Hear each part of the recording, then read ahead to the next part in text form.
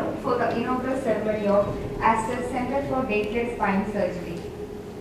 Spinal problems are not at all easy to deal with and will generally progress with time. Whether it is mild back pain or any form of spinal deformity, it may impair your range of motion and can affect your quality of life. Early and accurate diagnosis, precise and authentic treatment are significant factors that can drastically improve your problem.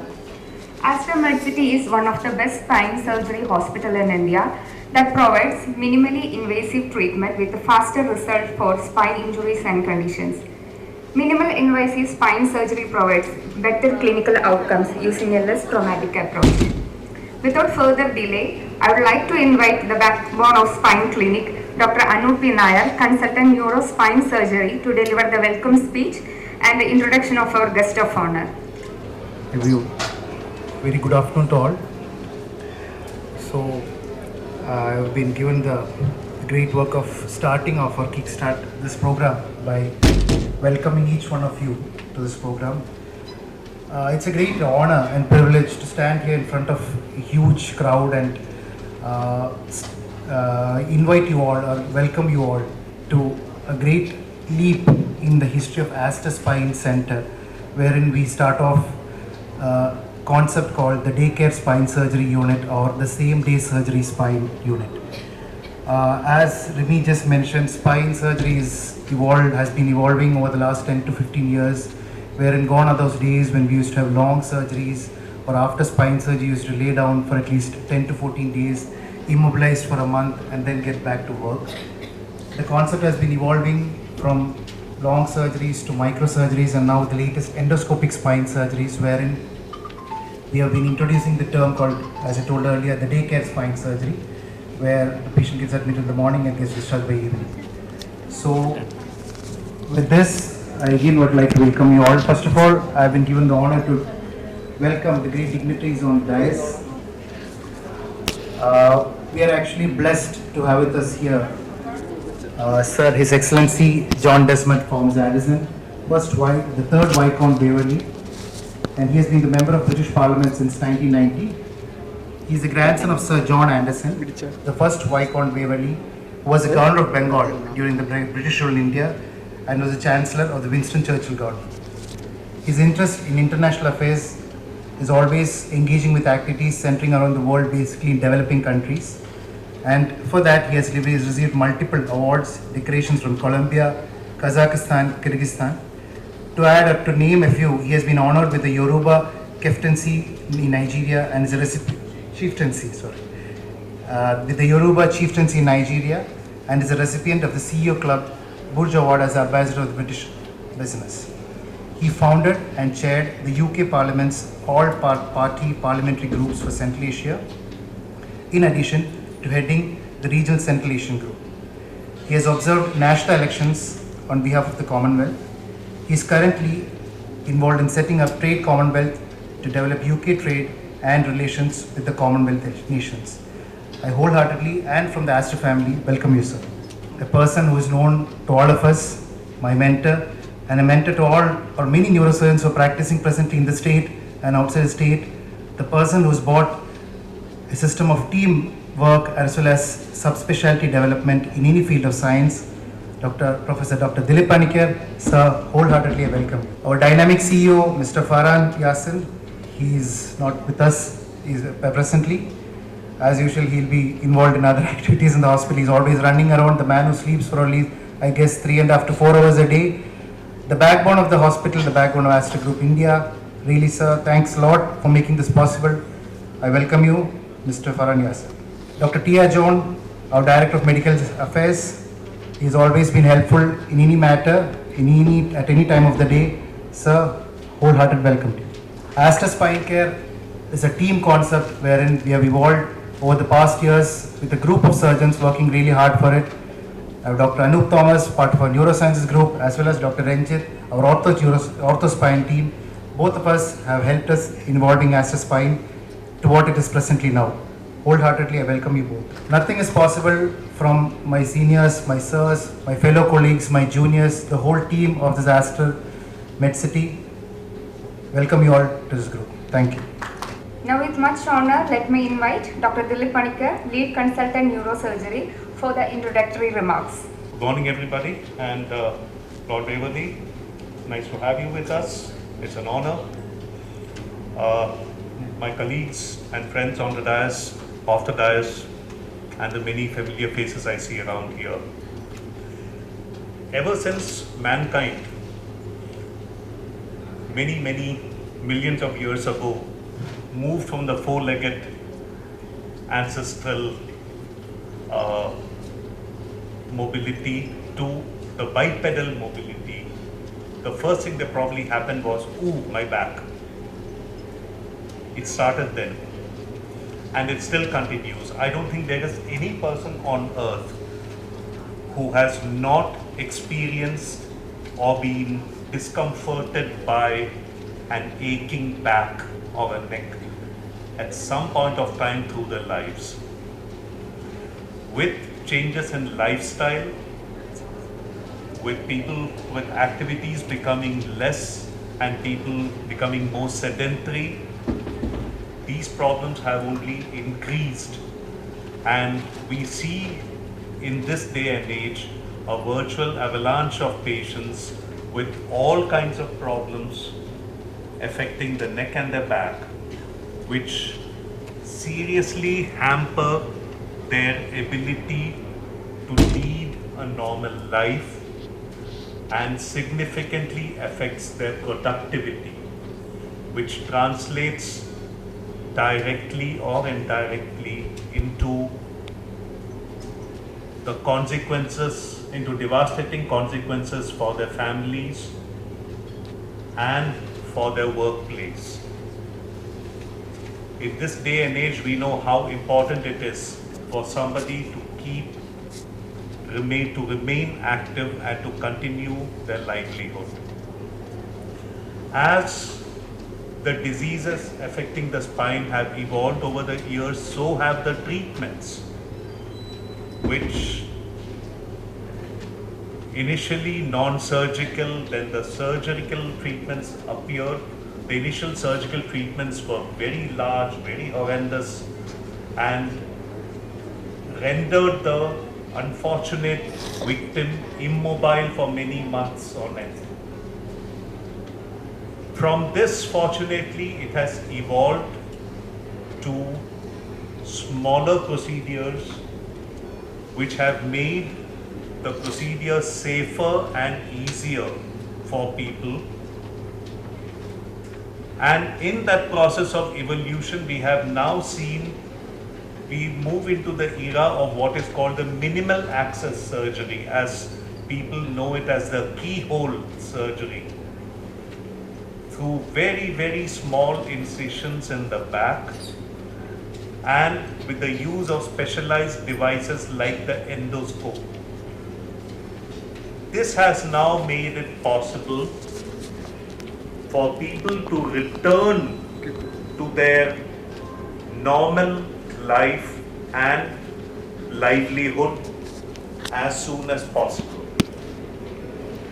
What we are doing today on this day is to formally launch the next level of this evolution by the formal launch of our daycare spine services, which has a potential for a person who requires a surgical intervention on the back to be admitted to the hospital in the morning, have the procedure done, get discharged by evening. So they go back home and without any delay, they can get back into their normal lives and livelihood, which is the need of the day. This has been made possible through the joint efforts of my colleagues, both spanning across specialities, from neurosurgery, from orthopedics, from physical medicine, to help evolve this entire program. and we look forward to taking this ahead and offering it as a regular service not only for people in our region but to people from all over who may desire to avail of our services. I once again wish the team involved in this, Dr. Anup Nair, Dr. Anup Thomas and Dr. Ranjit, all the very best in their efforts to take this ahead, and we look forward to many new innovations in times to come. Thank you. I am greatly honored to invite His Excellency John Desmond Forbes Anderson. Let me invite Dr. Dilip Pankar, Dr. P.R. John, Dr. Ranjit K.R., Dr. Anup P.R.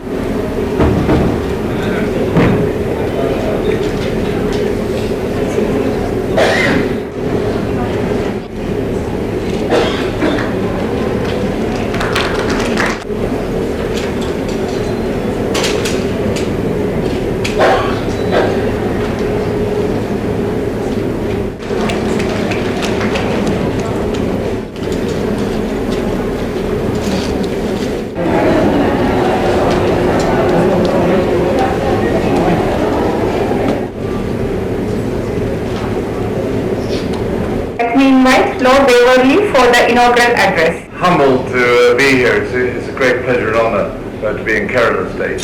And I've done a trip around your country. It's a very large country as well, and I've covered a lot of ground in 7 or so days, travelling from the south up to the north, to the west, and back now down to Kerala and onwards, and meeting your colleagues elsewhere. And I've made a few notes, like all doctors or sons of doctors, I can't read my handwriting, so it's, but then I don't know how the handwriting is of doctors in India. Elsewhere, it's absolutely impossible, and I fear I'm in that bracket. I would just like to offer a word about, as I see, as an outsider, but a close friend to India, about the enormity of the responsibility India has in the future of the world community. India is the future. The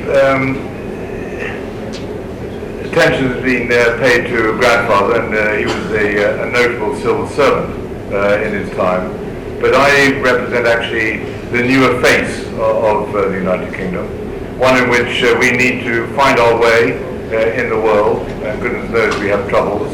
We need to re-engage with the Commonwealth, which there are, as you know, many members around the world, and in reality we're all equal friends, and that's one of the strengths of the Commonwealth, are the small nation states interacting with the large nation states such as India, Canada, Australia, the UK and other such places. And it's on that sort of platform that I think there is great opportunity for India to branch out in this aspiration that you have in the event that we are having today. On the broader front, I would suggest that India is coming into play, if I can put it that, at the right time. As we know, there's great challenges in the South China Seas. Supply chain issues are becoming under real consideration by the world as we are exercised on potential one China policies that might engage with the democratic country of Taiwan. And that will have a knock-on effect around the world. And India could be a beneficiary of that and be center stage in the supply chain environment. I don't need to remind you that I wish I could say the same about England, but India is free, democratic, independent. You have everything that's going for you, and I look forward to playing a much more active role. I'm co-chair of 2 parliamentary groups in the UK. One is exercised on trade and investment, which is a global activity, and the other is an internal domestic affair with the future of the UK's freight and logistics sector. Because the UK have gone through testing times in the past years, and culminating, of course, beyond the COVID, that we've all shared the challenges of that and needing to get over that. But we have the Brexit circumstance where the great British people have determined that divorcing ourselves away from our neighbours is the right approach for the UK. That actually has opportunities, I think, for countries around the world where we can actually spend more time focusing on relationship building, as frankly it was in years gone by. The Commonwealth I've drawn attention to. We have a lot to do in these days. Really, when I hear your exciting plans here at the Aspen Centre, and I'm looking forward to going back to the UK and taking all the messages that I've learned on this trip back to the UK, talking to government, talking to government agencies, to the healthcare service industry, then I'm looking forward to them understanding what India does represent as opportunity to fill the void, the gaps that we have in our healthcare system in the UK. So really, I mean, you certainly didn't come here to listen to me, and it's, actually I'm sure you'd rather get on with the job in hand and listen to your colleagues on leading this. But just to say, personally speaking, I get it. And it's great to be here. I look forward to re-engaging in the years to come, coming here regularly. I know that the British representatives here in India get it. I understand the environment which you have here in India is going to be creating the environment for success. I get that. And there's frankly nothing more that I can just say other than wish you all well. Thank you for having me here. And I look forward to hearing your progress in the years to come. Thank you very much. Thank you, Mr. Dedi, and I should add a few more words because I haven't seen such an energetic, passionate person like Dedi, because he was with me till midnight, 12 o'clock yesterday. Today morning, he was ready at the railway station at 5 o'clock. In the meantime, within this 3 or 4 hours, he started 2 WhatsApp groups with UK and India connections, where Aston City will be getting benefit from it. Thank you, Dedi. Thank you very much, sir. Let me invite Mr. Farhan Yasin, our Regional Director, ASTEP Kerala and Oman Cluster, to give memento to Lord Waiver.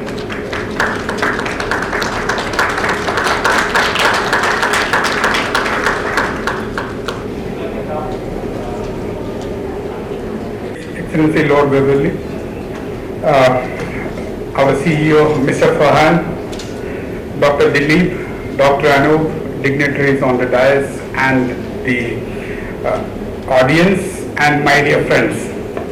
First of all, it's a very pleasant to hear Mr. Farhan saying he is someone more active than him. So I suppose that itself makes the day something rare.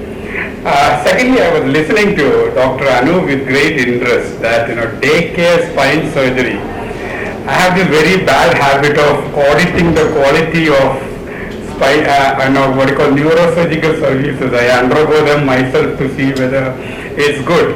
So when 11 years back, when I checked up the quality of spine surgery, I had to lie down for a week in the hospital, even though it was a minimal access surgery, and then 2 more weeks of bed rest and another 2 months of exercise. So in case I have to go again, I am very happy to hear that it will take only 1 day.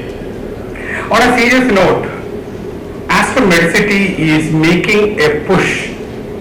We have conquered Kerala, definitely. Now we are the best in Kerala. We are a force to contend with in India, and starting in the last 1 or 2 years, we are making a serious push to be one of the best in the world.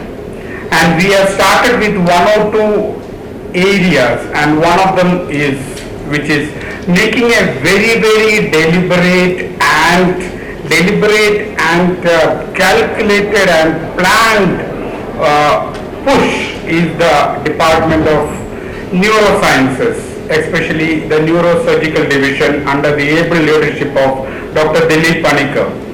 And one by one, we are bringing in the services that will make us a force to reckon with in the world.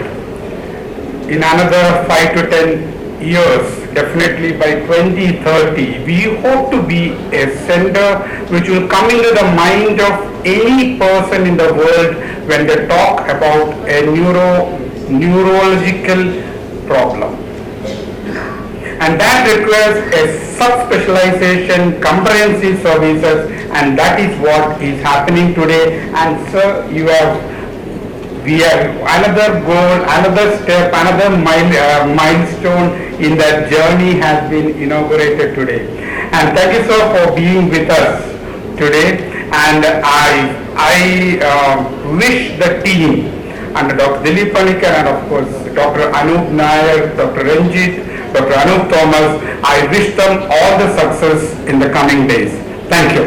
Let me invite Dr. Ranjit KR, Consultant Orthopedic Spine Surgery, to deliver the vote of thanks. Honorable Chief Guest, His Excellency Lord Waverley, respected senior faculties on the dais and other dignitaries, colleagues and friends. I take this as a privilege to be given this opportunity of delivering a vote of thanks address on this occasion.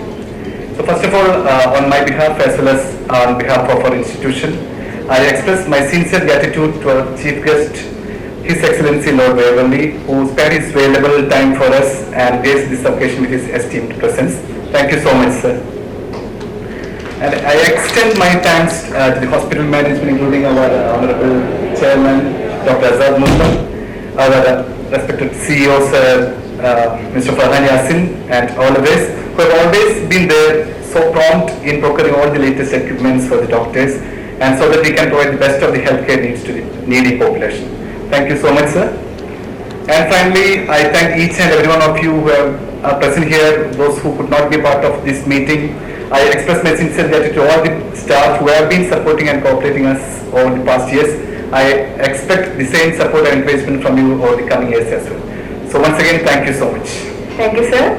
Thank you one and all for your time and patience. We are extremely privileged to have you all here today. I would like to thank our dignitaries for giving their valuable time to sparkle our event. Wishing everyone good health and happiness. Thank you.